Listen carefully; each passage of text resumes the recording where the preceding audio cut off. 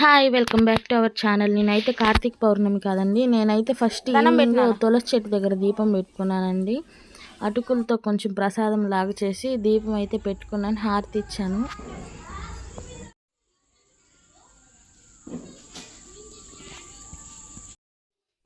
మా పాప చూడండి, నమస్కారం చేసుకో తల్లి అంటే ఎలా చూస్తుందో. నమస్కారం చేస్తుంది ఆ పాప చూడండి, గుంజులు పెడుతున్నట్టు కింద కూర్చుంటుంది. అలా ఉంటుంది మా పాపతో. మళ్ళీ టెంపుల్కి వెళ్ళామండి. అక్కడైతే ఫస్ట్ ముగ్గేసుకొని ఇలా బియ్యం పోసుకొని అందులో పిండి దీపం పెట్టి ఒత్తులు వేసి దీపం వెలిగించాలండి.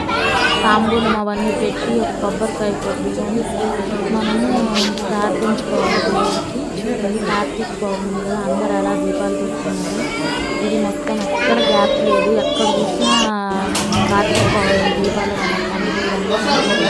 గుళ్ళో అయితే ఇలా దేవుడికి శివయ్యని అమ్మవారు అలా అలంకరించారు. ఇదైతే గుళ్ళో దర్శనం అయితే ఇంకా అభిషేకం చేస్తాము.